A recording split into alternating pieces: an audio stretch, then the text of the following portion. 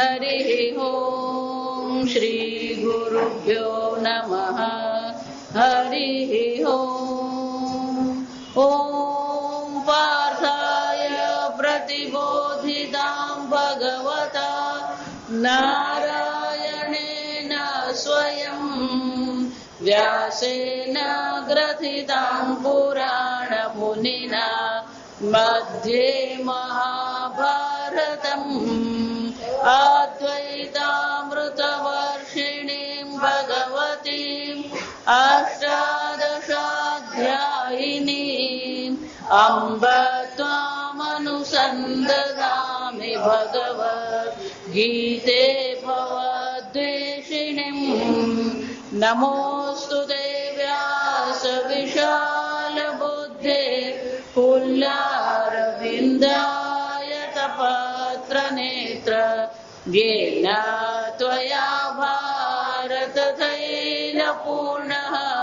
प्रज्वालितो ज्ञानमय प्रदीपः प्रपन्नपारिजाताय स्तोत्रवेत्रैकपाणये ज्ञानमुद्राय कृष्णाय गीतामृतदुहे नमः। सर्वोपनिषदो गावः दुग्धा गोपालनन्दनः पार्थो वत्ससुधीर्भोक्ता दुग्धं गीतामृतं महत् वसुदेवसुतं देवं कंसचाणूरमर्दनं देवकी परमानन्दं कृष्णं वन्दे जगद्गुरुं भीष्मद्रोण तथा जयद्रथजला गान्धारनीलोत्पला शल्यग्राहवती कृपेण वहने कर्णेन वेलाकुला अश्वत्थामविकर्णघोरमकरा दुर्योधनावर्तिनी सोत्तीर्णा खलु पाण्डवैरणनदी कैवर्तकः केशवः पाराशर्यवचः सरोजममलं गीतार्थगन्धोत्कटम् नानाख्यानककेसरं हरिकथा सम्बोधनाबोधितम् लोके सज्जन षट्पदैरहरः पेपीयमानं मुदा भूयाद्भारत पङ्कजं कलिमल प्रध्वंसिन श्रेयसे मूकं करोति वाचालं पङ्गुं लङ्घयते गिरिं यत्कृपातमहं वन्दे परमानन्दमाधवं यं ब्रह्मा वरुणेन्द्ररुद्रमरुतः स्तुन्वन्ति दिव्यैस्तवैः वेदैः साङ्गपदक्रमोपनिषदैः गायन्ति यं सामगाः ध्यानावस्थिततद्गतेन मनसा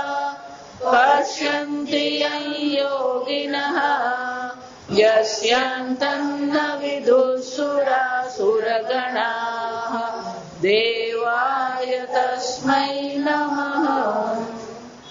ॐ सहनाववतु सहनौ भुनक्तु सह वीर्यं करवावहै तेजस्विनावधीतमस्तु मा विद्विषावहै। ॐ शान्ति शान्ति शान्तिः। अध्याय 7 श्लोक 24। वेदाहं समतीतानि वर्तमानानि चार्जुन भविष्याणि च भूतानि માન તુ વેદ ન કશ્ચિત ઈચ્છા દ્વેષ સમુત્થેન દ્વંદ્વ મોહેન ભારત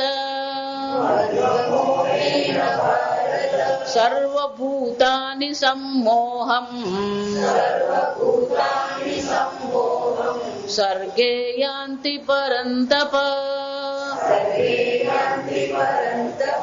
યેષાં ત્વંતગતં પાપમ જનાનાં પુણ્યકર્મણાં તે દ્વંદ્વ મોહ નિર્મુક્તાઃ ભજન્તે માં દૃઢવ્રતાઃ.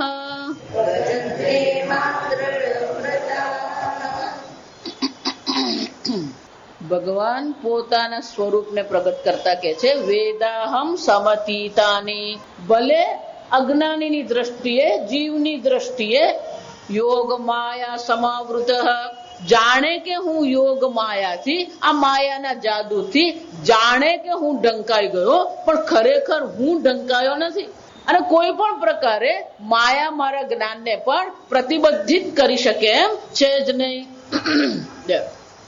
ઈશ્વર જયારે આપણે જો આ સમજવાનું, ભગવાનને માયા પ્રતિબદ્ધિત કરી શકતી નથી એક વસ્તુ, પણ ઈશ્વર અભિન્ન નિમિત્ત ઉપાદાન કારણ છે. અને એટલા માટે ઈશ્વર કોણ છે? સર્વજ્ઞ. સર્વં જાનાતિ ઇતિ સર્વજ્ઞ, જે સર્વને જાણવા વાળા છે એ સર્વજ્ઞ પરમાત્મા. એટલે આપણા મનમાં પ્રશ્ન આવે, જે વસ્તુ આપણી બુદ્ધિની બહારની વસ્તુ હોય, બુદ્ધિના સામર્થ્યથી બહારની વસ્તુ હોય, એને સમજવું અઘરું છે. ધારો કે એમ પૂછું, સર્વજ્ઞ કોને કહેવાય? આપણું જ્ઞાન અલ્પ છે, તો અલ્પ જ્ઞાનથી એ પરમાત્મા સર્વજ્ઞ છે હું કેવી રીતે સમજી શકું? મારી અલ્પ બુદ્ધિ સર્વજ્ઞત્વમ જેને કહેવામાં આવે. જો એટલે વારંવાર કહું સવાર સાંજ કે શબ્દ તમારી પાસે છે, પણ એના અર્થનું તમારી બુદ્ધિમાં શું થવું જોઈએ? સ્ફુરણ થવું જોઈએ. સર્વજ્ઞ કોને કહેવામાં આવે? ઈશ્વર કહે છે આ બધી વસ્તુ હું જાણું છું.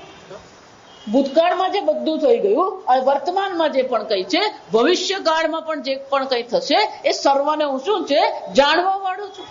એટલું જ નહીં, સમતીતાની, જે બધું થઈ ગયું, ઉત્પન્ન થયું એ પણ અત્યારે છે, એને પણ ભવિષ્યમાં જે ઉત્પન્ન થવાનું છે, આ બધી વસ્તુ ઈશ્વર જાણે જ છે.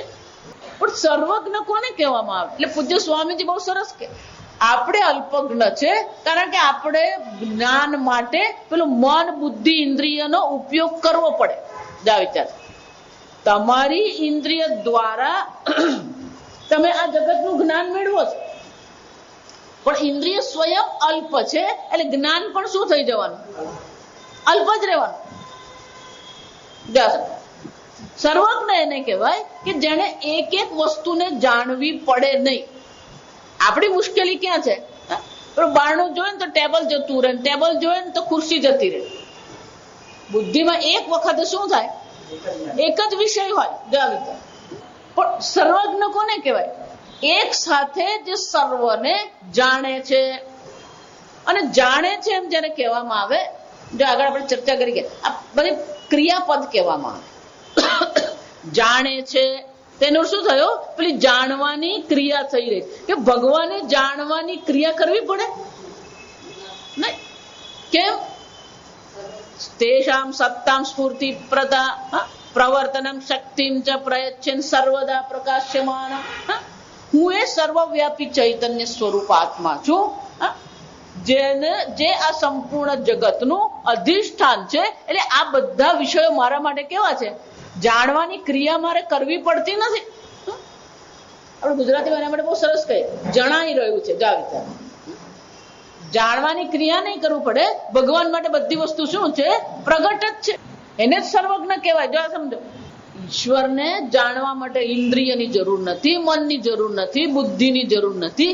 ઈશ્વર આ સર્વને સત્તા અને સ્ફૂર્તિ પ્રદાન કરનાર છે. એટલે આપોઆપ આ બધી વસ્તુ એમને માટે કેવી છે? જ્ઞાત જ છે. એટલું જ નહીં, આગળ આ મુંડક ઉપનિષદમાં આપણે જોઈ ગયા, યે સર્વજ્ઞ સર્વવિત ભગવાન સર્વજ્ઞ છે અને ભગવાન સર્વવિદ છે. જ્ઞાન માટે શાસ્ત્રમાં પાણીની મુનિ પ્રમાણે અનેક પ્રકારના ધાતુઓ છે. જ્ઞા ધાતુ છે. જ્ઞા એટલે જાણવું, એના પરથી બન્યું જ્ઞાનમ. એવી રીતે વિદ ધાતુ છે. વેદથી ભગવાન ગીતામાં વાપરે. વેદથી નો શું થાય? તે જાણે છે. તો વિદ ધાતુ પણ જ્ઞાનના અર્થમાં જ છે અને જ્ઞા ધાતુ પણ જ્ઞાનના અર્થમાં જ છે. સર્વજ્ઞ એમ જયારે કહેવામાં આવે તો સર્વને જાણવા વાળો, સર્વવિદ એમ કહેવામાં આવે તો પણ એનો અર્થ શું થવાનો? સર્વને જાણે છે. બરાબર. પણ જયારે બે સાથે વાપરવામાં આવે, ઉપનિષદમાં શું કહેવામાં આવ્યું? યે સર્વજ્ઞ સર્વવિદ. આ ઈશ્વર કોણ છે? સર્વજ્ઞ પણ છે, સર્વવિદ પણ છે. જો બંનેનો સમાન અર્થ હોય તો વાપરવા, બે શબ્દ વાપરવાની કોઈ આવશ્યકતા નથી. પણ બે શબ્દ વાપરવામાં આવ્યા છે અને એટલા માટે આપણે થોડો અર્થનો થોડોક તો ફરક કરવો જ પડે. એટલે શંકરાચાર્યજી કે છે સર્વમ સામાન્યેન જાનાતિ સર્વજ્ઞ. સોનીની દુકાનમાં જઈએ, અનેક ઘરેણાઓ પડ્યા છે. આ બધા ઘરેણા સોનું છે અને સામાન્ય જ્ઞાન કહેવાય. આ બધા ઘરેણા શું છે? સોનું છે. શું કહેવાય? સામાન્ય જ્ઞાન કહેવાય. અમારા જેવા ત્યાં જઈને જોયે ને તો કઈ કેટલી વસ્તુ એમને ખબર જ નહીં હોય. એ હાથમાં પહેરવાની, ગળામાં પહેરવાની કે પગમાં પહેરવાની ખબર પડે નહીં જાય. એમ બધું સરખું જ લાગે. તો એક એક ઘરેણું જે છે એને નામ અને રૂપ કહેવાય. ભગવાનના જે ઘરેણા છે એને શું કહેવામાં આવે? નામ અને રૂપ. તો બધા નામ રૂપ આપણા માટે જાણીતા છે? બધા નામ રૂપ આપણા માટે જાણીતા નથી. પણ એ નામ રૂપનું અધિષ્ઠાન સોનું છે, આપણે જાણીએ છીએ. તો સર્વજ્ઞને કહેવાય કે જે સર્વ સામાન્ય જાનાતિ. પણ કે સર્વવિદ કોને કહેવાય? સર્વમ વિશેષેણ જાનાતિ. દરેક નામ અને રૂપ પરમાત્મા માટે કેવા છે? જાણતા. સર્વમ વિશેષેણ જાનાતિ. વિશેષ રૂપે પણ સર્વ નામ રૂપને એ પરમાત્મા જાણે છે. પણ આપણે બધા નામ રૂપને જાણી શકીએ? બ્રહ્મ જ્ઞાન જયારે જેને થાય છે એને પણ સર્વવિદ નહીં બને. જો આ સમજો, સર્વજ્ઞ બનશે.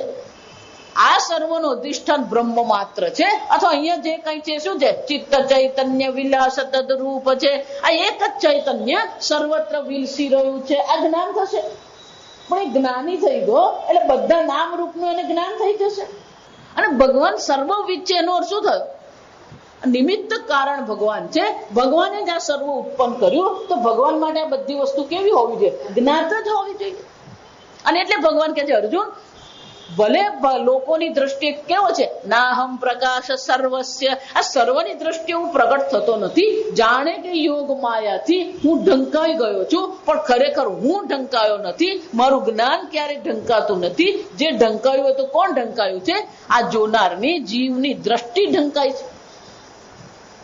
ઈશ્વર તો સર્વજ્ઞ જ છે, કારણ કે એને જ ઉત્પન્ન કર્યું. જો સમજો, સર્વવિદ ઈશ્વર કેમ છે? કારણ કે ઉત્પન્ન કરનાર કોણ છે? ઈશ્વર જ છે. જો એને નામ રૂપ ઉત્પન્ન કર્યા હોય તો પછી એ સર્વને જાણવા વાળો અવશ્ય હોવો જોઈએ. અને જેને સર્વને ઉત્પન્ન કર્યા હોય, સર્વ નામ રૂપ જેને માટે જાણીતા હોય, એ ક્યારેય યોગ માયાથી આવૃત્ત થઈ શકે એમ છે જ નહીં. તો એનો અર્થ શું થયો? ઈશ્વર યોગ માયાથી ઢંકાયા નથી. ઈશ્વર યોગ માયાથી પ્રતિબદ્ધિત થતા નથી. પણ ખરેખર કોણ થયું છે? આ જીવ જે છે એ આ યોગ માયાથી ઢંકાયેલો છે. એની બુદ્ધિ શું થઈ ગઈ? આચ્છાદિત થઈ ગઈ છે. તો કે એ બધું બરાબર. પણ કે હું, તમે કહો છો હું ચૈતન્ય સ્વરૂપ આત્મા છું. જો હું ચૈતન્ય સ્વરૂપ આત્મા છું, હું પણ સર્વનું અધિષ્ઠાન છું, તો આ બધાનું જ્ઞાન મને પણ થવું જોઈએ. કારણ કે ઈશ્વર પણ ચૈતન્ય સ્વરૂપ આત્મા છે. હું પણ કોણ છું? ચૈતન્ય સ્વરૂપ આત્મા જ છું. તો આ બધાનું જ્ઞાન મને કેમ થતું? તમને થયું? જાવ આપણા નાના છોકરા જેવું છે. મમ્મી તે રોટલી બનાવી, મને કેમ નહીં? જીવનો આ સ્વભાવ પહેલેથી જ આવો. પેલો બીજો કરે એટલે એને શું થઈ જાય? એને કર્યું તો હું કરું. પછી આપણી હાલત શું થાય? લાંબા સાથે ટૂંકો જાય. એટલે ભગવાન, એટલે શંકરાચાર્ય સ્વયં કે ન પુનઃ તવ તત્વ વેદન પ્રતિબંધેન પ્રતિબદ્ધાન બદ્ધાની સંતિ જાયમાનાની સર્વભૂતાની.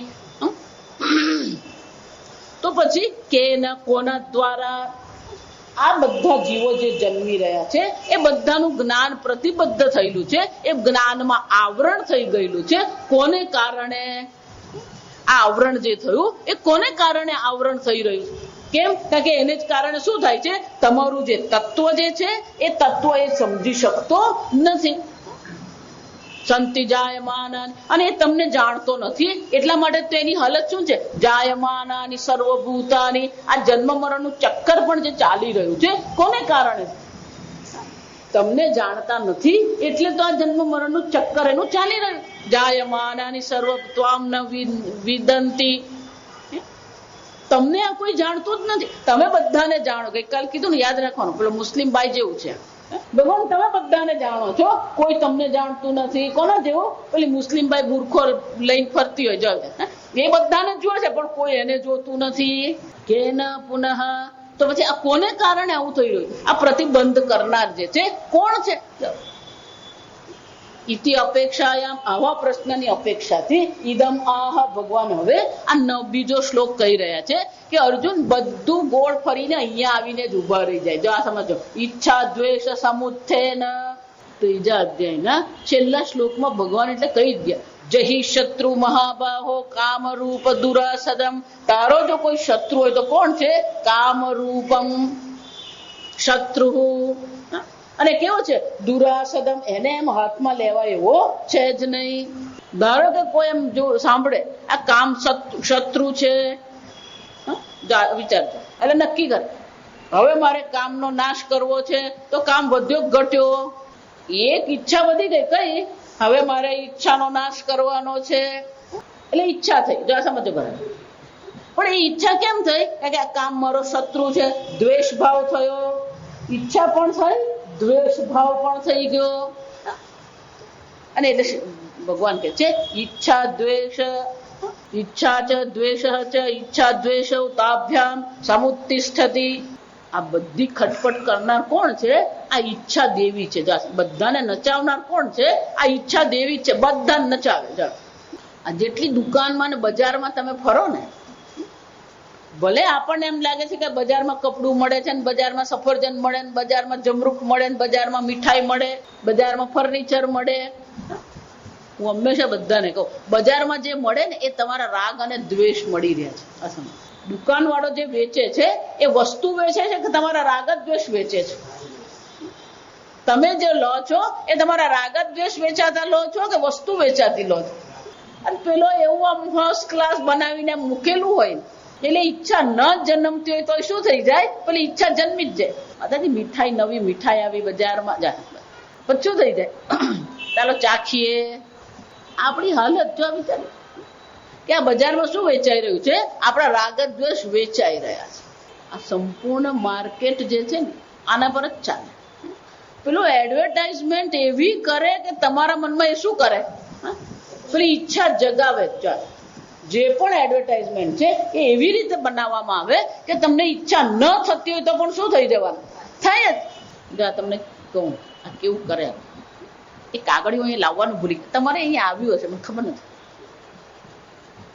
નવરાત્રી હોય ને એટલે બધા ઉપવાસ કરે, અને એમાં આસો નવરાત્રી તો બધા જ મોટે ભાગેના બધા ઉપવાસ કરતા જ હોય.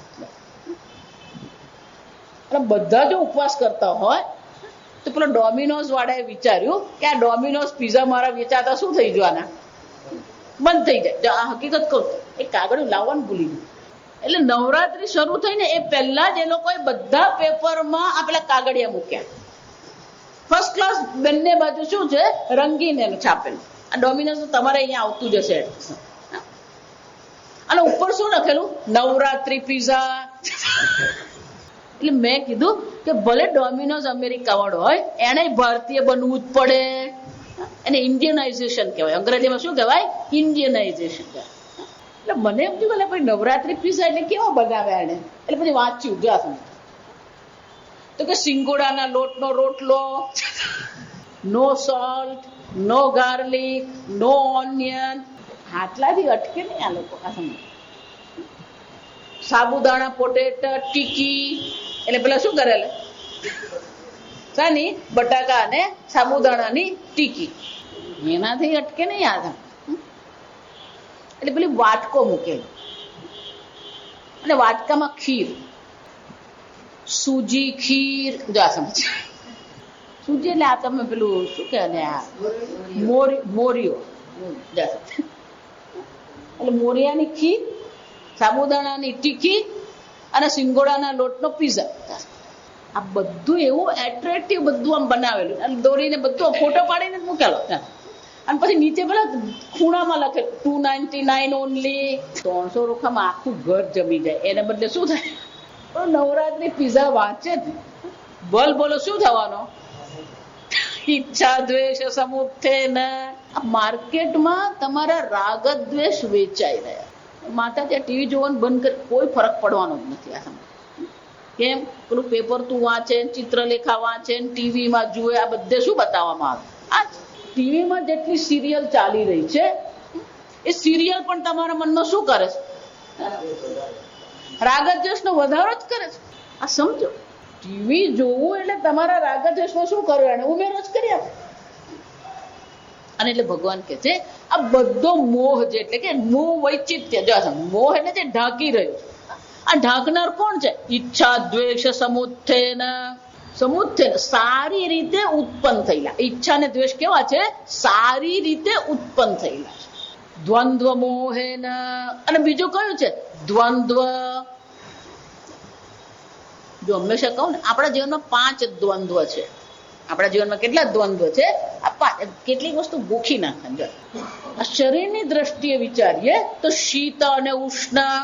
આ શીત અને ઉષ્ણ છે એ આપણા મનમાં શું કરે છે? ઈચ્છા જ જગાવે છે. શિયાળામાં ઉષ્ણતા આપણને પસંદ છે, ઉનાળામાં શીતળતા આપણને પસંદ છે. તો ઉનાળો શું કરે છે? પેલી શીતળતાની ઈચ્છા ઉત્પન્ન કરે છે. શિયાળો શું કરે છે?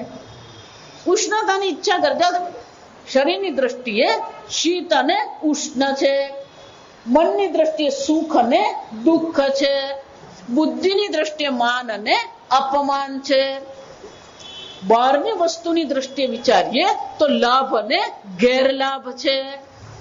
અને અન્ય વ્યક્તિની દ્રષ્ટિએ વિચારીએ તો જય અને પરાજય. 5 ભગવાન કે છે એટલું જ નહીં, આ ઈચ્છાઓ જે છે એ દરેક પ્રાણીના મનમાં સારી રીતે ઉત્પન્ન થયેલી જ છે. અને બીજું કોણ છે? દ્વંદ્વ મોહેન. અને આ દ્વંદ્વ પણ એને શું કરતો રહે છે? મોહિત કરતો જ રહે. દ્વંદ્વ નિમિત્ત મોહ વિવેક અભાવ. ખરેખર દ્વંદ્વનો મોહ એટલે શું છે? પેલો વિવેક કરી શકતો જ નથી. ઓછા પૈસામાં કેમ જીવવું ને અઠવાડિયામાં બધા શીખી ગયા. અને કોના કોના વગર આપણે જીવી શકીએ એ પણ અઠવાડિયામાં બધાને શું થઈ ગયું?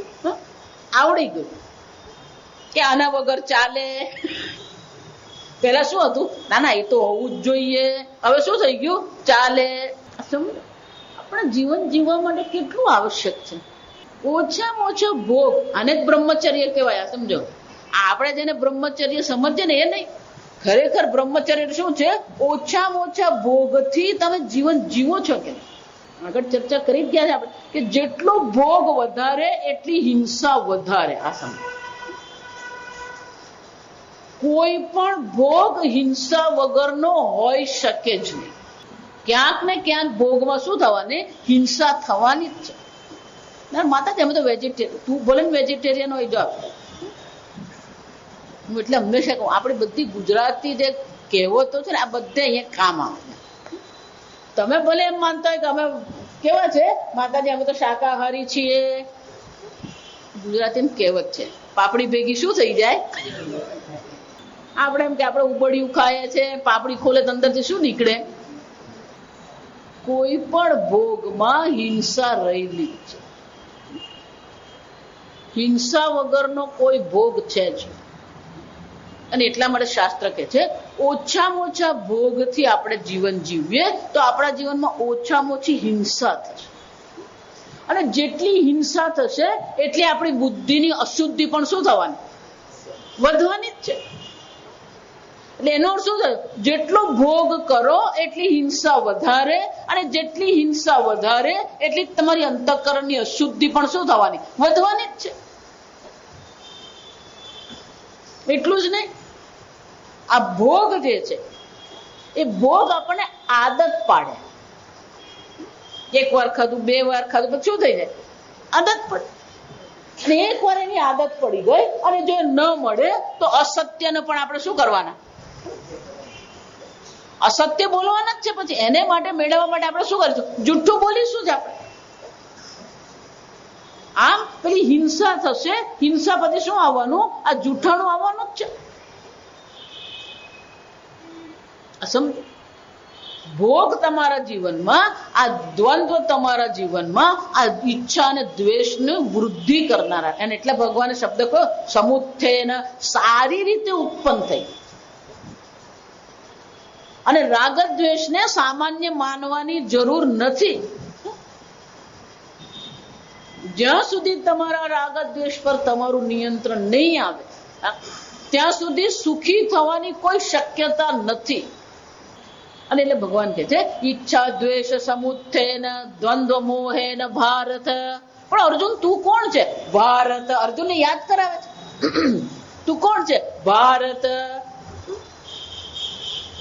આ કુરુક્ષેત્ર, કુરુકુળ જે છે એમાં તું શ્રેષ્ઠ છે. કુરુકુળ ભારત. ભાનો અર્થ શું થાય? પ્રકાશ, પ્રભા. જો સમજો, આભા, પ્રભા આપણે એમ કહીએ ને, પેલા ઉપસર્ગ લાગેલા છે. વિભા, જો આ વિચાર, વી કહીએ, પ્ર કહીએ, આ કહીએ, બધા ઉપસર્ગ છે. પણ મૂળ જે ધાતુ છે કઈ છે? ભા. ન તત્ર સૂર્ય ભાતિ ને ચંદ્ર તારકમ. ભાનો અર્થ શું થાય? પ્રકાશ. ભાતિ એમાં આપણે કઈ પ્રકાશ, એનો અર્થ શું થાય? પ્રકાશ. આભા, વિભા, પ્રભા. પણ એ ભા જ એ પ્રકાશ જેને આપણે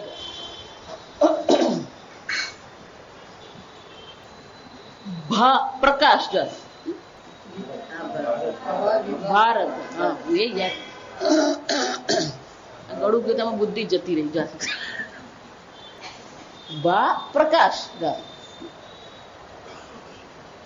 રત, રત એટલે એમાં રમણ કરનાર. ભારત એટલે અર્જુનનું નામ જયારે આપણે ભારત એમ કહીએ તો શું છે? ભા બ્રહ્મ વિદ્યાયામ રમતે ભારત. જેના જીવનનું લક્ષ્ય શું છે? બ્રહ્મ વિદ્યા છે. જે બ્રહ્મ વિદ્યામાં રમણ કરનાર છે શું કહેવામાં આવે? ભારત. અને એટલે ભગવાને યાદ દેવડાવે છે કે આ ઈચ્છા દ્વેષની માથાકૂટ, આ દ્વંદ્વમાં પડવાની જરૂર નથી. તારા જીવનનું જે લક્ષ્ય છે, બ્રહ્મ તન લક્ષ્ય મુચ્યતે. પણ આ તારા લક્ષ્યથી તને વિચલિત કોણ કરી રહ્યું છે? આ દ્વંદ્વ તને શું કરે? વિચલિત કરે. અને એટલે ભગવાન આ ભારત એવો શબ્દ કહીને યાદ દેવડાવે છે કે આપણા જીવનનું લક્ષ્ય બ્રહ્મ જ્ઞાન છે. એ શુદ્ધ ચૈતન્ય જે છે, સ્વપ્રકાશ ચૈતન્ય સ્વરૂપ આત્મા છે, એને જાણી લેવો એ આપણા જીવનનું લક્ષ્ય છે. ભારત દ્વંદ્વ મોહેન ભારત. કેમ? સર્વભૂતાની સંમોહમ. અને અર્જુન તું એક થયો છે એમ નહીં, સર્વભૂતાની. આ સર્વભૂતો શું થઈ રહ્યા છે? મોહિત થઈ રહ્યા. અને એટલે શંકરાચાર્યજી આ દ્વંદ્વ મોહેનો શબ્દ સમજાવે છે. તૌ એવ ઈચ્છા દ્વેષો. આ ઈચ્છા દ્વેષ રૂપી દ્વંદ્વ જે છે, શીતોષ્ણવત. જેમ શીત અને ઉષ્ણ પરસ્પર વિરોધ. દ્વંદ્વ કોને કહેવાય? પરસ્પર વિરોધી હોય તો એને દ્વંદ્વ કહેવાય. કેવી રીતે? જેવી રીતે શીત અને ઉષ્ણ. એ જ રીતે ઈચ્છા અને દ્વેષ પણ કેવા છે? પરસ્પર વિરોધ. બંને પરસ્પર વિરોધી છે. સુખ દુઃખ હેતુ વિષયો. આજ બંને શું કરે છે? આપણા મનમાં સુખ અને દુઃખ ઉત્પન્ન કરે. બીજી વસ્તુ, ઈચ્છા 2 પ્રકારે કામ કરે, રાગ અને દ્વેષ. ઈચ્છા અને દ્વેષ. પણ રાગ જે છે એ હંમેશા રાગ તમને સુખી કરે એમ નહીં માનવાનું. ખરેખર રાગ પણ તમને શું કરતો હોય? દુઃખી કરે. મને ગમતું મળે તો હું ખુશ થાઉં, સુખી થાઉં. પણ મને ગમતું ન મળ્યું તો હું શું કરવાનું? દુઃખી થવાનું. મને નથી ગમતું ને મને મળ્યું તો પેલો દ્વેષ છે, દુઃખી થવાનું. અને મને નથી ગમતું ને નહીં મળ્યું તો શું છે? શાંતિ. માતાજી આપણે કોઈ ચિંતા જ નહીં, 500,000 ભલે ને આપણે શાંતિ. આપણે છે જ શું?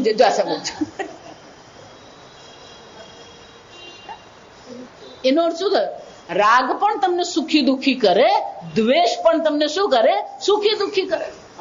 રાગ સુખી કરે ને દ્વેષ દુખી કરે એમ નહીં, જો સમજો. સામાન્ય રીતે અર્થ આવો જ કરવામાં આવે, રાગ તમને સુખી કરે, દ્વેષ તમને શું કરે? દુખી કરે, એમ નહીં. રાગ પણ સુખી દુખી કરે, દ્વેષ પણ આપણને સુખી દુખી કરે જ છે. અને એટલે શંકરાચાર્યજી કહે છે આ બંને જે પરસ્પર વિરોધી છે એ બંને કોના હેતુ છે? સુખ દુઃખ હેતુ. વિષયો યથા કાલમ સર્વભૂતૈઃ સંબંધ્યમાનઃ દ્વંદ્વ શબ્દેન અભિધીયતે. આ દ્વંદ્વ શબ્દ કોને કહેવામાં આવે? યથા કાલમ, આ કહ્યું ને, આ રાગ દ્વેષ કાળ પ્રમાણે ચાલે. ઉનાળામાં આપણને શીતળતા ગમે છે અને શિયાળામાં આપણને શું ગમે છે? ઉષ્ણતા ગમે. યથા કાલમ એનો શું થયો? કાળ બદલાય તો તમારા રાગદ્વેષ પણ શું થઈ જવાના? બદલાઈ જાય. કે ભાઈ 9 મહિનાથી તે મને પૂરી રાખેલો છે, હવે તો તું કાઢ. કે ભાઈ તું કોણ? હું સ્વેટર. 9 મહિનાથી સ્વેટર શું રે? પેલું કબાટમાં પડેલું રે. કઈ બોલે ભાઈ હવે તું કાઢ મને.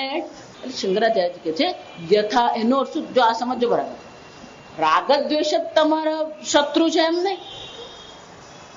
કાળ પ્રમાણે તમારા રાગદ્વેષ પણ બદલાતા રહે છે. એનો શું થયો? જો તમે તમારા રાગદ્વેષ પર આધાર રાખો છો તો એ રાગદ્વેષ તો કેવા છે?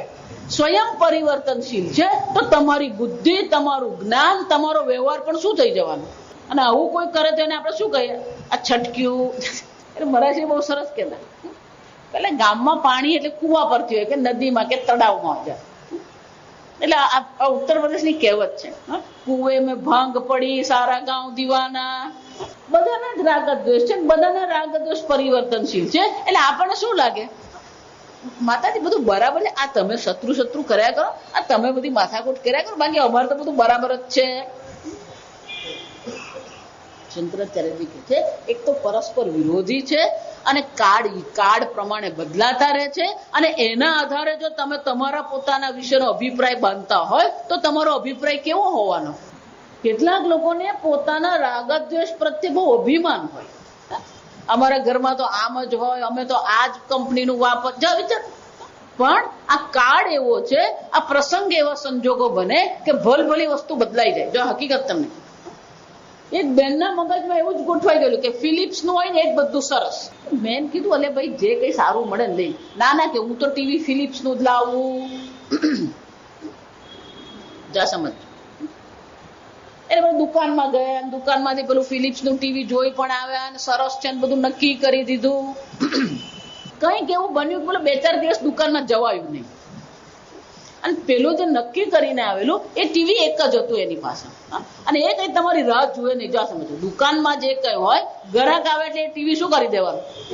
આવી જ દેવાનું. એટલે 5 દિવસ પછી પેલા ગયા એટલે શું થયું? એટલે કે તમે આવ્યા નહીં કે હવે હું ના કેવી રીતે પાડું? જેમ તમને હું ના નહીં પાડી શકું, એને ના નહીં પાડી શકું. મારે રોજ ના હોય એટલે મારે તો શું કરવું પડે? આપી જ દેવું. પછી શું કર્યું? એક ના પણ લેવાનું તો હતું જ ને, પછી સેમસંગ નું લઈ લીધું. સંજોગો પણ તમારા રાગદ્વેષને શું કરી નાખે? અને એટલે શંકરાચાર્ય કહે છે યથા કાલમ સર્વભૂતૈઃ સંબંધ્યમાન દ્વંદ્વ શબ્દેન અભિધીયતે. સર્વભૂતૈઃ સંબંધ્યમાન, એકને નહીં. જો સમજો, એટલા માટે કહો, જ્ઞાની હોય કે અજ્ઞાની હોય, બધાની બુદ્ધિમાં, મનમાં અને ઇન્દ્રિયોમાં શું છે? રાગદ્વેષ પડેલા જ છે. કોઈ પણ વ્યક્તિ એમ નહીં કહી શકે મારા મનમાં રાગદ્વેષ નથી. આ સમજો, જ્ઞાની પણ નહીં કહી શકે કે મારા મનમાં રાગદ્વેષ નથી. જો એવું માનવાનું નહીં કે આત્મજ્ઞાન થઈ ગયા એટલે રાગદ્વેષ બાષ્પીભવન થઈ ગયા. કે રાગદ્વેષની નિવૃત્તિ કરવાની કોઈ આવશ્યકતા નથી. આવશ્યકતા પણ નથી અને કોઈ કરી શકે એમ પણ નથી. પણ લોકો છે ને જ્ઞાની માટે પણ બધું જાત જાતના વિચારતા કરે. એમને તો કોઈ કામના જ નથી. આ બધું છે ને આપણા મનને શું કરવા માટે છે? આકર્ષિત, પ્રભાવિત કરવા માટે છે. આ સમજ. બાકી કોઈ એવી શક્યતા છે જ નહીં. જો હું તમને એટલા માટે કહું છું કે જયારે અર્જુને એમ પૂછ્યું કે સ્થિત પ્રજ્ઞાના લક્ષણ શું છે, તો આ બરાબર સાંભળો. ત્યારે ભગવાને શું કીધું? આત્મની એવા આત્મના તુષ્ટ સ્થિત પ્રજ્ઞસ્તદોચ્યતે. જ્ઞાનીના લક્ષણ ભગવાને બતાવ્યા. પણ જ્યાં ભગવાને જ્ઞાનીના લક્ષણ બતાવ્યા છે ત્યાં જ ભગવાને આ રાગ દ્વેષની ચર્ચા કરે. રાગ દ્વેષ વિયુક્તૈ ઇન્દ્રિયાન વિષયન ચરન આત્માવશ્યેર વિધેયાત્મા પ્રસાદમધિગચ્છતિ. જો રાગ દ્વેષની ચર્ચા જ્ઞાની માટે નથી તો પછી આ સ્થિત પ્રજ્ઞાના લક્ષણની જે ચર્ચા છે એમાં ભગવાને રાગ દ્વેષની ચર્ચા કરવાની જરૂર હતી? એટલું જ નહીં, ભગવાન શું કે છે? કુર્મોંગાની વ સર્વશઃ. આ બધી ચર્ચા શા માટે ભગવાન કરી રહ્યા છે? કે જ્ઞાનીના મનમાં પણ રાગ દ્વેષ તો છે જ, પણ એ રાગ દ્વેષને અધીન થતો નથી, અને અજ્ઞાની છે શું કરે છે? રાગ દ્વેષને અધીન થઈ જાય છે. અને એટલે ભગવાન શું કહે? રાગ દ્વેષનો નાશ કરવાનો નથી, તયોહો વશમ ન આગચ્છેત. એક જ વસ્તુ કરવાની, એના વશમાં થવાની જરૂર નથી. અને એટલા માટે જ્ઞાની હોય કે અજ્ઞાની હોય, અને એટલે શંકરાચાર્ય શું કહે છે? સર્વભૂતૈ સંબંધ્યમાન. આ રાગ દ્વેષ કેવા છે? સમય પ્રમાણે બદલાતા રહે છે અને સર્વભૂતો સાથે એનો સંબંધ છે. કોઈ રાગ દ્વેષ વગરનું નથી આ જગત. માતાજી, કૂતરા બિલાટ એ બધાને રાગ દ્વેષ હોય જ. આ સમજજો. એક સત્સંગી બેન ચતુર્માસનો ઉપવાસ રાખેલો, એટલે બંને પતિ પત્ની બંને ઉપવાસ રાખે. એટલે પેલું એમને ત્યાં પેલું બિલાડીનું બચ્ચું કઈક આવેલું, પછી 2-3 દિવસ પેલા એની માં લઈ ગઈ નહીં, દૂધ એ લોકોએ પીવડાવ્યું, પેલી માં આવી જ નહીં. એટલે પછી વિચાર કરો, ભલે ને રહેતું કમ્પાઉન્ડમાં રમ્યા કરે. પેલું ઉપવાસ કરે ને એટલે પેલું સાંજે પેલું બટાકાની કાતરી છે આ બધું તરે. પેલું બચ્ચું આ બટાકાની કાતરી સિવાય બીજું કશું ખાય જ નહીં. સમય થાય ને એટલે પેલું બારણા પર આવીને ઊભું જ રહી જાય. અને પછી થોડું મોટું થયું ને કૂદકા મારતું થઈ ગયું. પેલા બેન બટાકાની કાતરી તરે ને એ કૂદીને પેલા પ્લેટફોર્મ પર ત્યાં બેસી જ જાય. એનું દૂધ આપે ને તો દૂધ પીએ, પણ રોટલી કે બ્રેડ કઈ કોઈ જ વસ્તુ નહીં. દૂધ અને શું છે એનો શું થયો? બધા પ્રાણીઓમાં પણ શું હોય છે? રાગ. અને અથવા કૂતરાઓનું પણ એવું જોઈએ, ભલે તમે માનતા હોય, એને અમુક વસ્તુ જે ખાય અમુક વસ્તુ નહીં જ પકડે નહીં જ પકડે. પણ બીજો કૂતરો આવીને ખાઈ જાય, પણ આ નહીં ખાય. જો આ સમજ. એટલે શંકરાચાર્યજી કહે છે આ રાગ દ્વેષનો સંબંધ તો કેવો છે? બધા જ પ્રાણીઓમાં રાગ દ્વેષ છે જ. તત્ર યદા ઈચ્છા દ્વેષો સુખ દુઃખ હેતુ સંપ્રાપ્ત્યા લબ્ધાત્મકો ભવતઃ. તો કે આ રાગ દ્વેષ જે છે એ બધામાં છે જ. પણ શું થાય છે? આ પ્રકારથી સુખ દુઃખની કારણનો જે હેતુ જે છે, આ કારણ જે છે એ જ્યારે આ સુખ દુઃખ જે છે સંપ્રાપ્ત્યા લબ્ધાત્મકો ભવતઃ, જ્યારે ઈચ્છા દ્વેષ અને આ પ્રકારથી જે સુખ દુઃખ જે છે એ એમના હેતુ બની જાય. સંપ્રાપ્ત્ય, જ્યારે એ પ્રાપ્ત થાય છે. લબ્ધાત્મકો, જ્યારે એ પ્રાપ્ત થાય છે, જ્યારે એ પ્રગટ આપણી બુદ્ધિમાં થાય છે, ત્યારે શું થાય છે? તૌ સર્વભૂતાનાં પ્રજ્ઞાયાઃ સ્વવશ આપાદન દ્વારેણ. એકવાર રાગ દ્વેષ બળવાન થઈ ગયા તો એ રાગ દ્વેષ શું કરે છે? પ્રજ્ઞાયાઃ, આપણી જે પ્રજ્ઞા એટલે કે આપણી જે બુદ્ધિ છે એને શું કરે? સ્વવશાન, પોતાના વશમાં કરી લે છે. અને પોતાના વશમાં કરીને શું કરે છે? પરમાર્થ તત્વ વિષય જ્ઞાન ઉત્પત્તિ પ્રતિબંધ કારણ મોહમ જનયતઃ.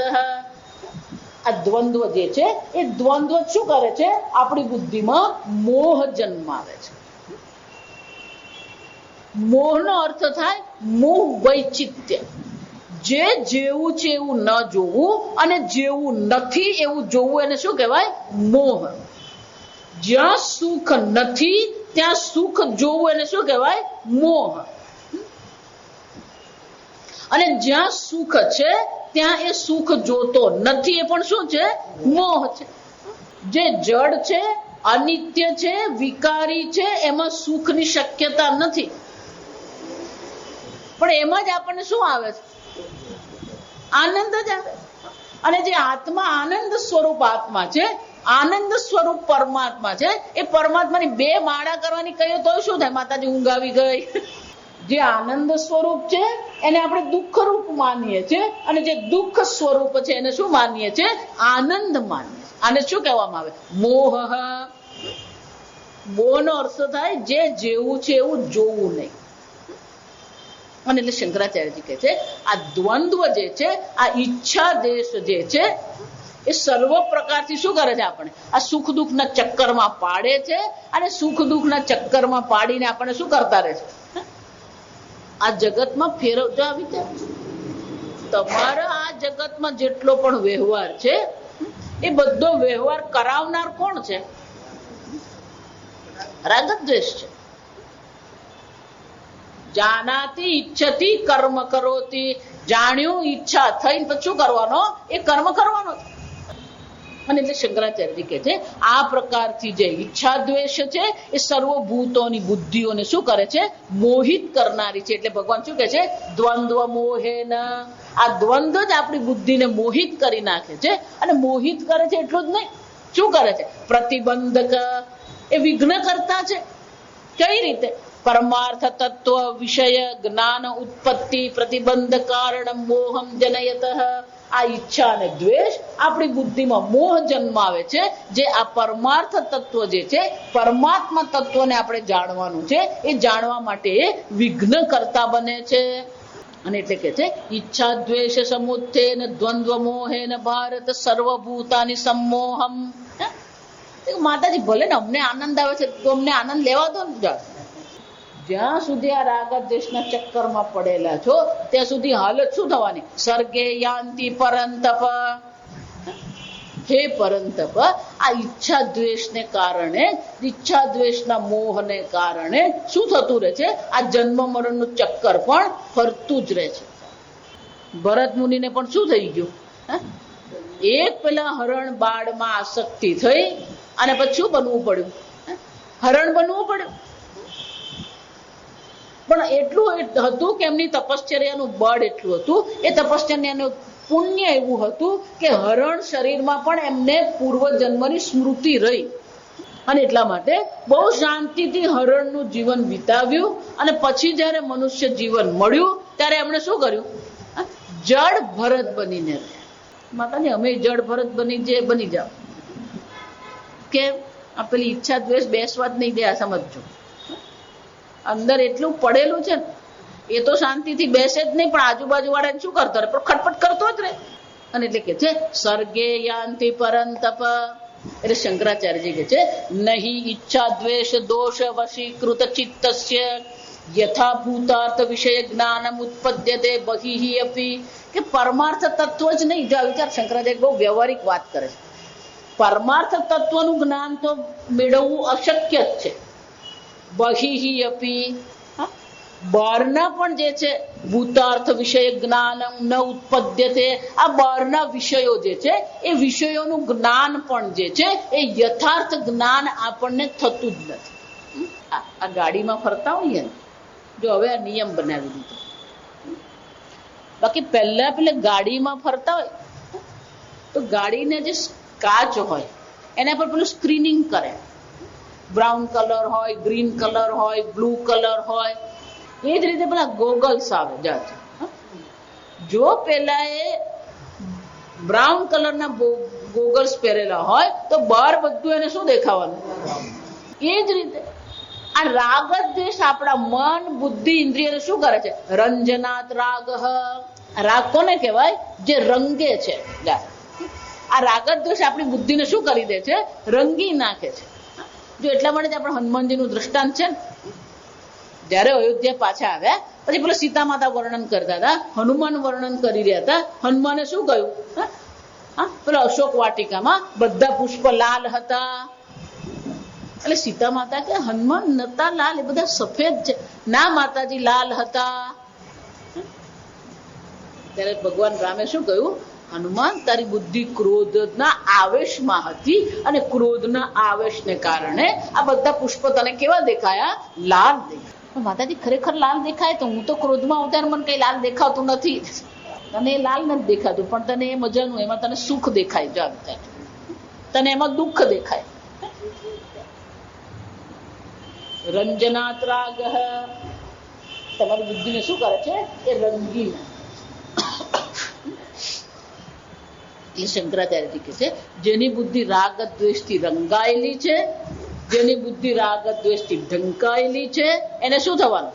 બહિહી અપી, આ બહાર પણ જે વિષયો જે છે એ વિષયો જેવા છે એવા આપણે જોતા જ નથી.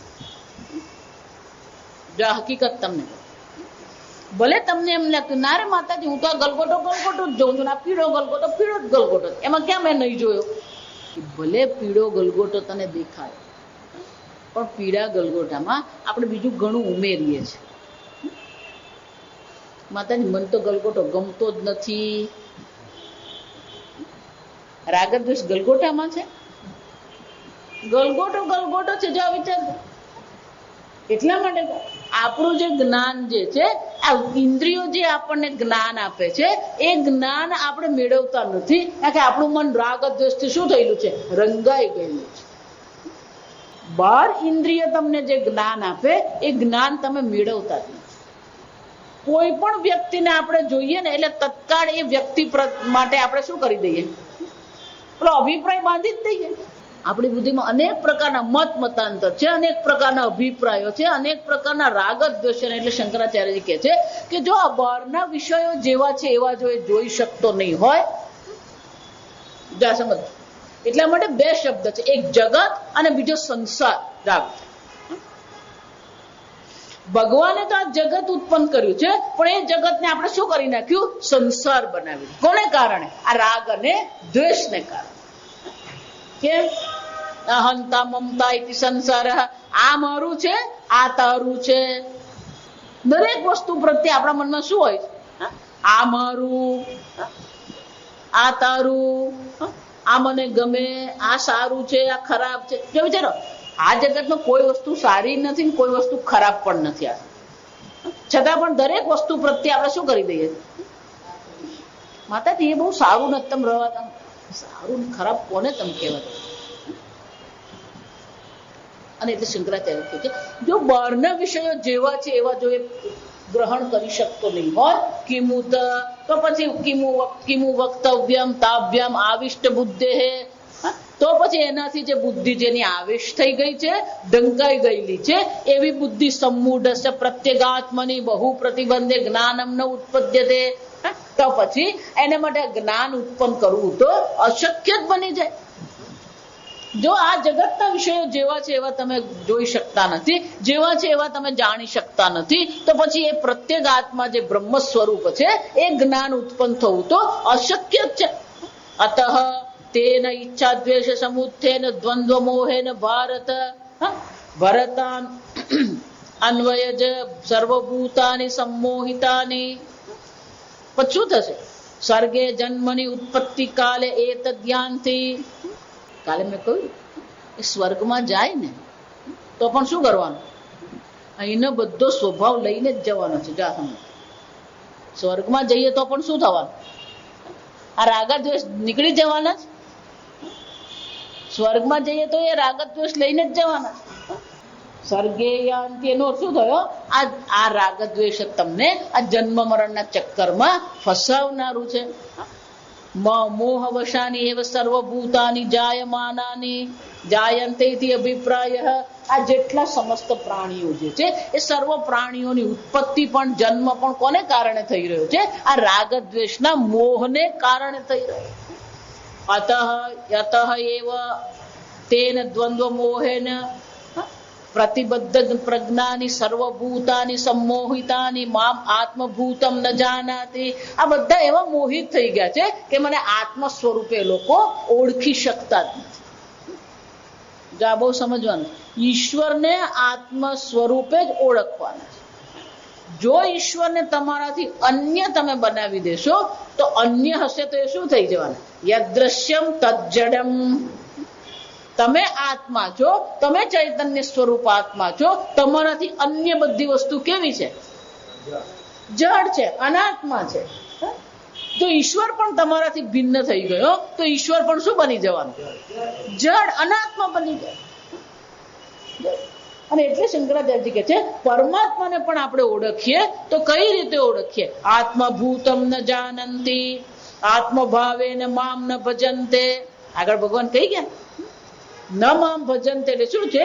એને આત્મ સ્વરૂપે મને ઓળખતો નથી. સંસારી લોકોમાં જ આવું છે એમ નહીં. જે કેટલા સંપ્રદાયો છે બધા સંપ્રદાયોમાં પણ શું ચાલી રહ્યું છે? આ જ છે. આત્મ સ્વરૂપે તો એ લોકો ઈશ્વરને સ્વીકારવા તૈયાર જ નથી. ના, ઈશ્વર તો સર્વજ્ઞ છે, હું તો અલ્પજ્ઞ છું, હું ઈશ્વર કેવી રીતે હોઉં?